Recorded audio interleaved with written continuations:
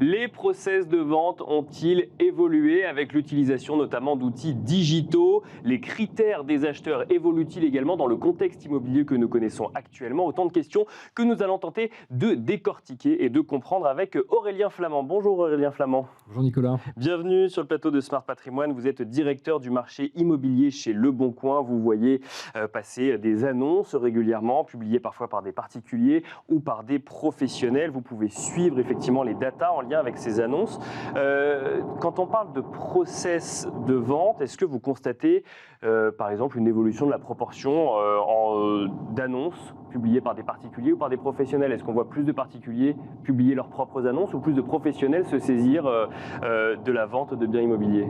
Ça a longtemps été une légende face à laquelle il a fallu qu'on se batte parce que lorsqu'on s'est lancé sur le marché de l'immobilier, les professionnels voyaient plutôt d'un mauvais œil qu'on puisse accueillir également des contenus de particuliers. Sur la même plateforme? Sur la même plateforme, Bien sûr. Et qu'on était un peu perçu comme le fossoyeur de la profession. 7 ans plus tard, il n'en est rien. La part d'annonces que les particuliers diffusent en propre a plutôt baissé. Et aujourd'hui, on est dans un ratio 15% d'annonces de particuliers et 85% d'annonces de professionnels. D'accord. Donc ça dit premièrement que le mouvement qui était redouté n'a pas eu lieu. Le deuxième point, c'est qu'on a de plus en plus, finalement, je pense, réussi à convaincre le particulier qu'il avait un intérêt à confier son bien à un professionnel. Et c'est vrai que nous, notre métier, c'est aussi en permanence d'offrir des solutions de diffusion pour le particulier vendeur, s'il a fait ce choix, mais d'essayer le plus possible de provoquer des passerelles pour que, lorsque l'intermédiation est possible, on l'incite, on la provoque. C'est quand même assez étonnant comme constat, si je puis dire, parce que si je reviens 7 ans avant, c'est comme ce que vous nous disiez il y a quelques instants, on pourrait se dire qu'à partir du moment où on a tous les moyens digitaux pour mettre en vente son bien soi-même, on a tout intérêt à le faire. Or, ce n'est pas ce que vous constatez dans les chiffres. En fait, il y a une réalité. On en revient souvent à la notion de fantasme. On en parlait la dernière fois entre le fantasme d'acheter et acheter réellement. C'est la même chose, c'est qu'il y a le fantasme de vendre par soi-même et donc de faire l'économie d'une commission. Bien sûr. Sauf que plus on avance dans ce processus et plus on mesure l'accompagnement qu'un professionnel vous apporte.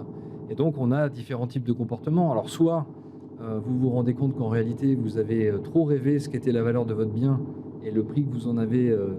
que vous avez convenu est hors sol. Parce que vous n'avez pas accepté les estimations de professionnels et finalement vous vous rendez compte que ça correspond à un marché ou à une demande. Et qu'il y a une réalité, et c'est vrai qu'en particulier là, dans la tendance qui s'amorce, peut-être qu'il va y avoir un décalage entre la valeur d'il y a un an et la valeur de dans un an. D'accord. Vous avez à l'inverse certains vendeurs qui vont s'apercevoir qu'ils ont trop de succès et qu'en fait trop de sollicitations, trop d'appels, trop de visites à effectuer, et que ça fait également partie de la prestation qu'un professionnel apporte. Et puis surtout, selon moi, le point qui est le plus important actuellement, c'est que vous avez quand même un cadre législatif avec de plus en plus d'obligations lorsque vous êtes un vendeur, la loi climat, l'encadrement des loyers, qui font qu'aujourd'hui, vous pouvez vous retrouver à méconnaître vos obligations. Et là encore, le professionnel, il a quand même vocation à vous apporter tout cet accompagnement-là. Donc nous, on est en permanence aussi en train de rappeler ça, et y compris moi dans mes prises de parole, bien sûr, parce que j'en suis convaincu. Et en revanche, nous, on est content d'être cette plateforme généraliste qui permet à chacun, à chaque projet, de choisir son mode de commercialisation.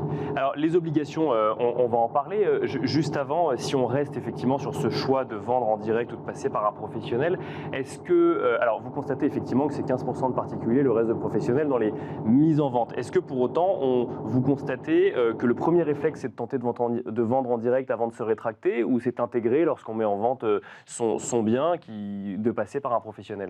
J'ai toujours ce petit reliquat. C'est-à-dire que je sais qu'aujourd'hui, une plateforme comme la nôtre arrive à capter 80% des biens portés par des vendeurs particuliers. D'accord. Mais on sait aussi que sur l'ensemble des annonces déposées par des particuliers, 60% finiront par faire appel à un professionnel. D'accord. Donc vous voyez deux fois le même bien, une fois posté par un particulier, ensuite posté par un professionnel. Voilà, d'accord. Mais ça me va très bien parce qu'il y a un petit peu ce côté, allez, je vais mettre le pied dans l'eau pour voir si elle n'est pas trop froide. Mais moi, ça me permet quelque part d'identifier un lead vendeur, D'accord. Et de, là encore, par l'intermédiaire d'autres outils qu'on met à disposition de nos clients, d'essayer de capter ce lead vendeur et de faire en sorte que le professionnel puisse faire valoir toute sa valeur ajoutée. Alors, si on se place maintenant du côté des acheteurs, alors on en a déjà parlé dans cette émission ensemble, notamment les évolutions en matière de tendance du marché immobilier, mais est-ce que vous constatez des critères qui reviennent sur le devant de la scène ou qui apparaissent que vous ne voyiez pas il y a quelques mois ou quelques années quand il s'agit de sélectionner un bien immobilier? C'est vrai que là, je vais vous faire un peu de la tarte à la crème, mais en sortie de Covid, les envies d'extérieur, de nature, de balcon, de terrasse. Voilà. Évidemment, toutes ces choses-là ont explosé littéralement. Mais donc fin 2022, ça ne se dément toujours pas. Ça ne se dément pas. D'accord. Ça ne se dément pas parce que j'ajoute à ça qu'on a quand même en plus eu un petit épisode caniculaire cet été qui a fait reconsidérer la problématique de je suis dans un appartement sans balcon, sans extérieur, où j'ai une opportunité pavillonnaire. D'accord, ouais. On avait aussi commenté l'intérêt pour la maison individuelle, bien sûr. Mais c'est vrai qu'au-delà de ça, ce qu'on relève aussi, c'est les intérêts de mobilité géographique. Avec quand même un pôle d'attractivité plus marqué sur des plus petites agglomérations, voire des zones rurales, une perte de dynamique des grandes métropoles, Paris et en province. Et donc on a déjà cette tendance qui se manifeste. Et puis on voit aussi que les pôles d'attractivité qui étaient déjà connus, qui sont soit liés à une attractivité d'océan avec la côte atlantique ou la côte méditerranéenne, ou quand même des bassins très dynamiques comme le Rhône-Alpes, continuent à capter les recherches. Le sujet DPE, diagnostic de performance énergétique, vous constatez également que c'est dans les critères de sélection des acheteurs aujourd'hui ? Il y a un grand flou actuellement sur ça. Je pense que ce n'est pas encore tout de suite là. D'accord. Dans tous les critères de recherche.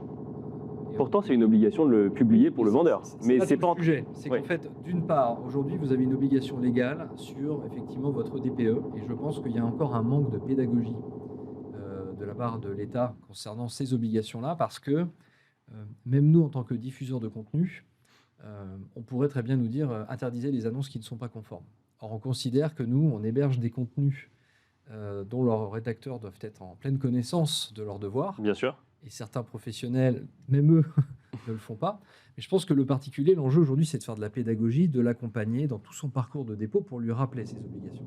Et je pense que là où les choses vont beaucoup changer, c'est qu'effectivement, on voit que de plus en plus de banques, dans l'analyse de l'octroi d'un prêt, vont demander quelle est la classification du bien prêt à acheter, et vont même maintenant jusqu'à demander si le prêt vient financer les travaux nécessaires pour obtenir une classification au-delà de la norme E. Oui, c'est ça. Donc fait que le bien A, B, C, ou D. Dans le cadre d'un investissement locatif. D'accord, donc ça veut dire qu'il y a cette obligation côté vendeur, on la connaît. Alors effectivement, elle n'est pas toujours respectée par les vendeurs à l'heure actuelle, mais elle existe. Et côté acheteur, il y a une pression qui vient plus du financement, de dire attention, acheter une passoire thermique moins chère n'est pas forcément une bonne affaire, puisque nous, de toute façon, on ne vous accompagnera que si vous la transformez quelque part. Je pense que pour le particulier qui vise à acheter un bien pour y vivre, cette pression va venir de là.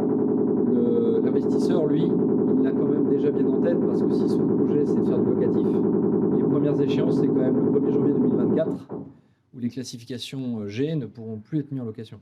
C'est peut-être pour ça qu'on entend des bruits de travaux un petit peu partout. Exactement. Et donc, dans ce studio, Aurélien Flamand, je reviens quand même sur un sujet que vous avez mentionné, c'est le rôle d'une plateforme face à cette obligation de publier un DPE. C'est-à-dire qu'effectivement, en tant que Le Bon Coin, vous avez dû vous poser la question, vous devez encore vous poser la question de savoir quel est notre rôle. Est-ce qu'on doit vérifier si les DPE sont publiés ou non? Est-ce qu'ils sont conformes à la législation? Ou est-ce que, au contraire, c'est la responsabilité du professionnel ou du particulier et nous ne faisons que la mise en relation?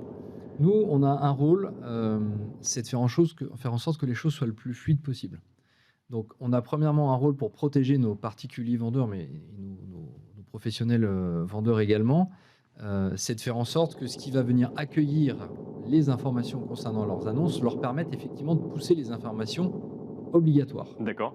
Et donc, effectivement, une annonce sur Le Bon Coin aujourd'hui est tout à fait normée pour accueillir les informations en lien avec le DPE. D'accord. Après, la question qui se pose, c'est est-ce que vous êtes dans la coercition ou est-ce que vous êtes dans l'accompagnement et la pédagogie, ce que je vous disais tout à l'heure. Si vous êtes dans la coercition, vous avez deux problématiques. La première, c'est que quand vous commencez à mettre des règles contraignantes, vous pouvez être certain que les annonces vont se voir renseigner avec des informations concernant le DPE qui seront fausses. D'accord. Mais si ça vous bloque au dépôt pour pouvoir déposer, vous forcerez le truc et vous mettrez une information qui n'est pas la bonne. Donc la manière contraignante n'est pas la bonne. D'accord. Je ne pense pas. Et ensuite, j'ai un autre problème, c'est qu'aujourd'hui, on a un rôle important sur le marché de l'immobilier pour intermédier les acheteurs, les vendeurs. Aujourd'hui est extrêmement coercitif à ce stade. Ça veut dire que tout d'un coup, vous retirez peut-être 30%, 40% de votre contenu, et ce sont autant de matchs qui ne se font plus à un moment donné où c'est déjà compliqué, là, où le dynamique transactionnel se ralentit. Donc moi, le sujet que je répète à l'envi, c'est quelles sont toutes les opportunités qu'on peut avoir sur notre parcours client pour l'informer de ses obligations, et y compris on lui envoie des mails pour le relancer lorsque ce n'est pas conforme. Qu'est-ce que également l'État peut faire pour mener beaucoup plus de campagnes de pédagogie et rappeler les obligations. Et je pense que c'est comme ça qu'on va réussir à créer de bons réflexes. Vous constatez, pour finir, effectivement, des volumes en recul, ou en tout cas qui sont moins dynamiques qu'en début d'année, en fin d'année 2022 aujourd'hui? Nous, on est l'antithèse d'une dynamique de marché. C'est-à-dire que quand le volume transactionnel baisse, nos contenus augmentent. Bien sûr. Et donc, ce qu'on constate effectivement depuis le mois de septembre, c'est que les contenus sont supérieurs à ceux de l'année dernière, que la durée de vie des annonces commence à s'étendre, d'accord, que le prix des biens dans certaines zones géographiques baisse. Donc, c'est ce qui nous permet de mesurer toute cette tension. Pour autant, j'ai aussi un discours un petit peu rassurant. On ne voit pas un effondrement aujourd'hui des prix au mètre carré. Et on ne voit pas des durées de mise en vente qui doubleraient ou qui tripleraient. Mais la courbe se tasse. Merci beaucoup Aurélien Flamand d'être venu sur le plateau de Smart Patrimoine faire le point avec nous sur les process de vente, l'évolution potentiellement des process de vente entre acheteurs et vendeurs, qu'ils soient particuliers ou professionnels. Je rappelle que vous êtes directeur du marché immobilier chez Le Bon Coin. Merci beaucoup. Merci. Merci à vous de nous avoir suivis. On se retrouve tout de suite dans Enjeu Patrimoine.